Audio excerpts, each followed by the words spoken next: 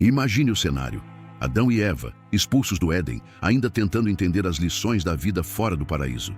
Aquele peso imenso da perda, o vazio do que já não existia mais. Mas, no meio de tudo isso, chega uma nova vida. Abel, o segundo filho do casal. O que será que esse bebê representaria para eles? Um novo começo? Uma chance de reconstruir? Abel não era como o irmão mais velho, Caim. Desde cedo ele se destacava de forma diferente, de uma maneira sutil, mas profunda. Ele era sensível, calmo e tinha um olhar curioso sobre o mundo ao seu redor. Enquanto Caim parecia focado no trabalho árduo da terra, Abel era aquele que olhava para os animais, para a natureza, e via algo mais do que apenas o simples ato de viver. Ele sentia uma conexão espiritual com tudo ao seu redor, como se houvesse uma presença divina ali, em cada folha, em cada flor. Não dá para não pensar. Será que, ao olhar para Abel, Adão e Eva viam uma esperança de recomeço? Um vislumbre do futuro que não tinha sido perdido completamente? Você já parou para pensar como a esperança pode ser representada de formas tão diferentes? Para Adão e Eva, a chegada de Abel não era apenas sobre ter mais um filho, mas sobre ver uma centelha de pureza em um mundo que já parecia sombrio. Ele era, de certa forma, o sopro de esperança em meio ao caos. Não é curioso como uma vida pode ter um significado tão grande, mesmo sem palavras? Às vezes, um simples olhar pode mudar tudo.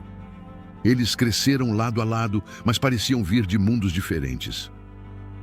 Abel era daquele tipo de criança que se encantava com os pequenos detalhes da criação. Ele gostava de observar as estrelas, ouvir o canto dos pássaros e se deitar na grama só para sentir o vento no rosto. Era como se cada elemento da natureza conversasse com ele de forma íntima. Os animais o seguiam como se reconhecessem algo puro ali. Era calmo, curioso e profundamente sensível. Já Caim era força, era trabalho duro. Enquanto Abel cuidava dos rebanhos, Caim suava na terra, quebrando o solo com as próprias mãos. Ele aprendeu cedo que, para colher, era preciso lutar. Nada vinha fácil, e talvez por isso tenha endurecido com o tempo. Carregava uma seriedade no olhar que contrastava com a leveza do irmão. Agora pare e pense comigo.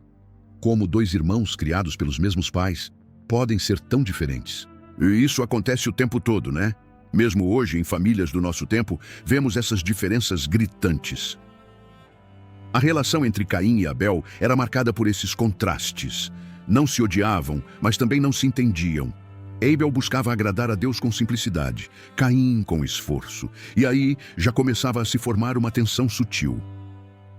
Será que Caim, mesmo sem perceber, já sentia certa inveja da leveza de Abel? Ou será que ele só não entendia como o irmão conseguia viver com tanta paz num mundo tão marcado por dor? O que é certo é que, ali, na infância desses dois irmãos, começava a se desenhar um drama muito maior.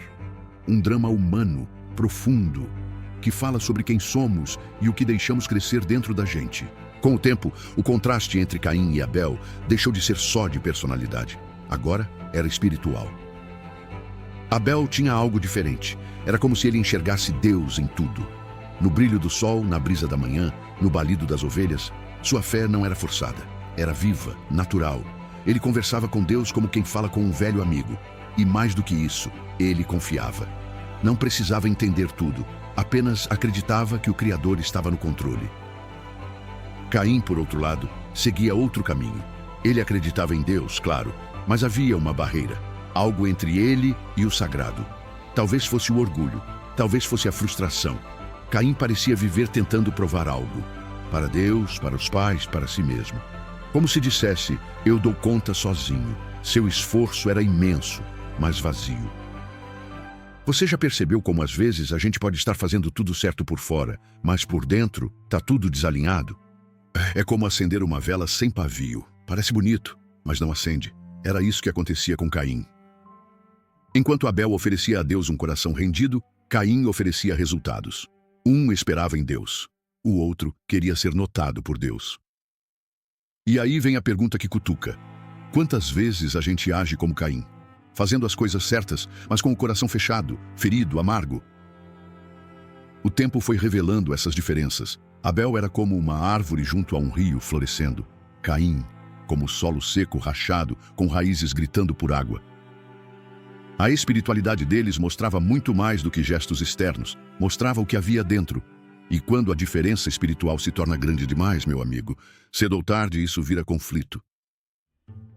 E assim a tensão entre os irmãos estava prestes a explodir. Chega um dia em que os dois irmãos decidem oferecer algo a Deus, um gesto simples, mas cheio de significado. Era a hora da verdade, onde o que estava escondido no coração de cada um viria à tona. Abel, com o mesmo zelo que cuidava de suas ovelhas, escolheu o melhor do rebanho. Não foi qualquer animal. Ele separou o primogênito, o mais saudável, o mais valioso. E não foi por medo ou por obrigação. Foi por amor. Era como se dissesse: Senhor, tudo que tenho é teu. Esse é só um símbolo da minha gratidão. Caim também preparou sua oferta, frutos da terra, colhidos com suor e esforço. Mas havia um detalhe que fez toda a diferença. Não foi o que ele ofereceu, mas como ele ofereceu. Seu coração não estava ali. Faltava entrega, faltava reverência, faltava fé. E Deus, que não se impressiona com aparências, viu tudo. Aceitou a oferta de Abel e rejeitou a de Caim. E a reação? Explosiva. Caim não entendeu, não quis entender. Achou injusto. Mas será que foi mesmo? Aqui vem aquela pergunta que incomoda. O que Deus está vendo nas nossas ofertas? Estamos entregando de verdade ou só estamos cumprindo um ritual? Deus não rejeitou Caim como pessoa. Ele rejeitou a atitude. Quis ensinar algo, quis despertar. Mas Caim não queria aprender. Em vez de olhar para dentro, ele começou a olhar para o lado e viu Abel, o irmão aceito, o irmão que parecia melhor, o alvo perfeito da sua frustração. É assim que nasce o ressentimento, quando a gente culpa os outros por aquilo que é, na verdade, uma crise dentro de nós. E esse sentimento, se não for freado, pode levar a lugares perigosos. Caim estava transtornado. A rejeição da sua oferta não era só um não. Para ele, soou como um ataque direto à sua dignidade. Mas será que era isso mesmo? Ou será que ele apenas não soube lidar com a correção divina? Deus, em sua paciência, não o abandonou. Pelo contrário, falou com ele, sim, falou. Por que estás irado? E por que descaiu o teu semblante? Uma pergunta que, até hoje, ecoa em corações feridos. Era um alerta, um chamado, um convite ao arrependimento. Mas Caim não quis ouvir. A ira virou ressentimento. O ressentimento virou inveja. E a inveja, quando não é tratada, vira um veneno silencioso. Ele começou a observar Abel de um jeito diferente. O irmão não era mais só o pastor das ovelhas, agora era o preferido, o queridinho de Deus, e isso doía mais do que qualquer rejeição. É assim que a inveja funciona. Ela distorce os fatos, alimenta a dor, exagera os contrastes. E o pior, ela isola. Caim se fechou. Não conversava, não buscava entendimento, só ruminava sua amargura. E Deus, numa última tentativa de alcançá-lo, disse algo profundo: o pecado jaz à porta, e sobre ti será o seu desejo, mas cumpre a ti dominá-lo. Olha só a cena. É como se o pecado fosse uma fera selvagem, agachada na entrada do coração, esperando uma brecha. Mas Caim ainda tinha escolha. Ele ainda podia vencer. Mas ele quis? Essa é uma pergunta que mexe com todos nós, porque muitas vezes a gente também sente essa fera à porta. A questão é, vamos dominá-la ou deixá-la entrar? O que viria depois mostraria a escolha de Caim, e ela mudaria o rumo da humanidade. O coração de Caim já não era mais o mesmo. Silenciosamente, algo sombrio crescia dentro dele. E então, como quem age com aparente naturalidade, ele se aproxima de Abel. Vamos ao campo. Só isso. Uma frase simples, sem levantar suspeitas. Abel, com seu coração puro, não imaginava o que se passava na mente do irmão. Eles sempre estiveram lado a lado, desde pequenos. Brincaram juntos, cresceram, ouvindo as mesmas histórias. Por que desconfiar agora? O campo era o lugar onde os dois podiam conversar longe dos olhos dos pais. Um espaço de liberdade, de convivência. Mas naquele dia, o campo se tornaria palco de algo irreversível. Você já reparou como, às vezes, os maiores conflitos nascem nos lugares mais comuns? Foi assim ali. Nenhum trovão, nenhum sinal. Apenas silêncio. E dois irmãos caminhando. Mas por dentro Caim já havia tomado sua decisão. É impressionante como o pecado se disfarça de normalidade. Ele não vem sempre com gritos ou violência à primeira vista. muitas vezes, se apresenta com voz calma, com gestos familiares. Um convite ao campo, um olhar que finge paz, mas que esconde tempestade. Nesse momento, o mundo parava para observar. A criação assistia, sem palavras, a um plano que estava prestes a ser executado. E Abel confiava. Talvez pensasse que o irmão queria conversar, resolver as diferenças, quem sabe fazer as pazes. Mas não era isso. Ali, naquele caminhar aparentemente comum, o destino da primeira família da terra estava prestes a ser rasgado. E quando se dá o primeiro passo em direção ao mal, sem volta, o que ainda pode ser feito? A pergunta fica no ar, porque o campo já estava preparado e o plano de Caim, infelizmente, estava prestes a ser cumprido. O campo, que antes era espaço de vida, se tornou cenário de morte. O plano de Caim se concretizou. Sem que Abel tivesse chance de reagir, a violência tomou forma. Um gesto brutal, um golpe impensável. O primeiro assassinato da história havia acabado de acontecer. A terra, silenciosa, parecia prender o fôlego. O sangue de Abel tocou o solo como se ferisse o coração da própria criação. Foi a primeira vez que o chão da humanidade bebeu o sangue de um inocente. E aqui vale uma pausa. Por que isso aconteceu? Como um irmão, alguém que cresceu ao seu lado, que compartilhou tantas memórias, é capaz de levantar a mão contra você? A resposta pode parecer simples, mas é profunda. A inveja, quando alimentada, se transforma em ódio, e o ódio, quando não freado, gera destruição. Abel não foi morto só por um ataque de raiva. Ele foi vítima de um coração que escolheu ignorar os avisos de Deus. Caim teve a chance de refletir, teve a oportunidade de recuar, mas não quis. A cena é pesada.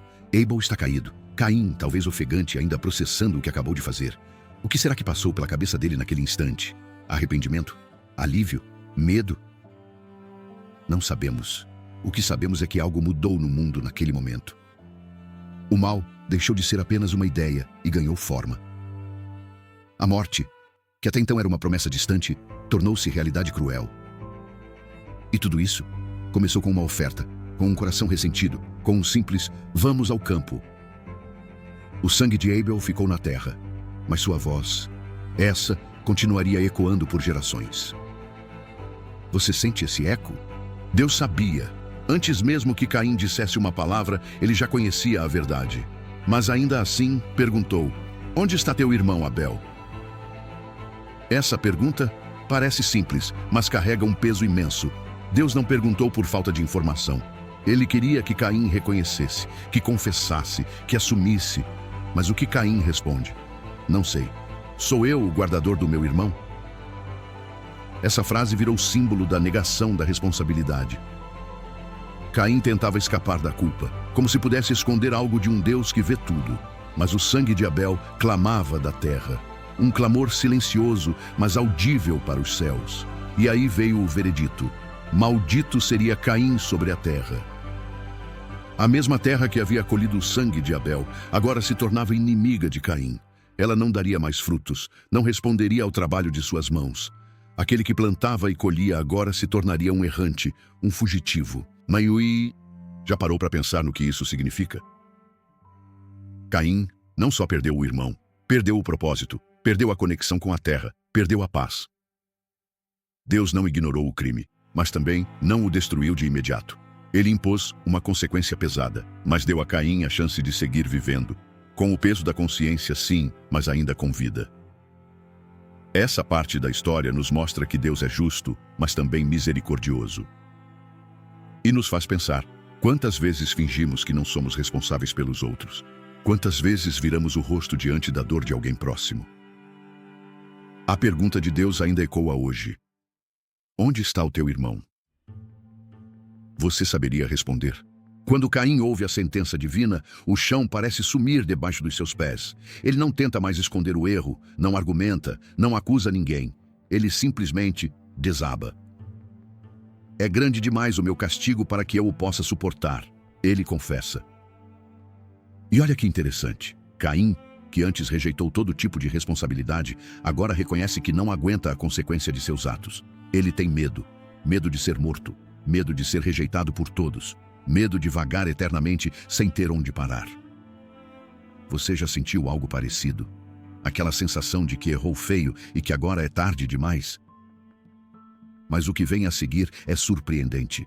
Em vez de eliminar Caim, Deus faz algo inesperado. Coloca um sinal sobre ele, um tipo de marca, não como punição, mas como proteção. E sim, você ouviu certo. Proteção. Deus determina que ninguém poderia tocar em Caim. Aquele que o matasse receberia uma vingança 7 vezes maior. É aqui que a misericórdia entra em cena. Mesmo diante de um crime tão grave, mesmo depois de Caim mentir, negar, fugir da responsabilidade, Deus ainda oferece graça. Ele não anula as consequências, mas evita que a tragédia se multiplique. Isso nos faz pensar.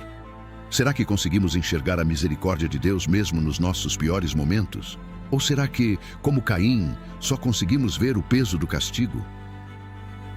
A história de Caim nos ensina que mesmo quando tudo parece perdido, Deus ainda pode oferecer uma saída, uma oportunidade, uma marca que protege, mesmo no meio do deserto. E você aceitaria essa marca? Ou continuaria fugindo?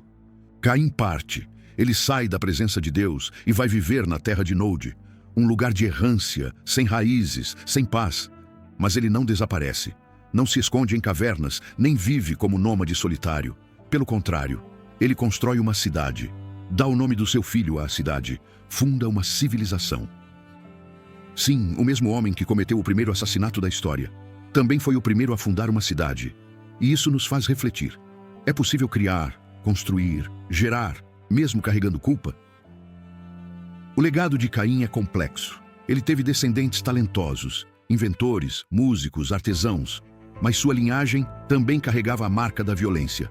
Um de seus descendentes, Lameque, se orgulha de matar um homem e até ameaça quem ousar vingá-lo. A semente da rebeldia floresceu. Enquanto isso, a voz de Abel nunca se calou. Mesmo morto, ele fala.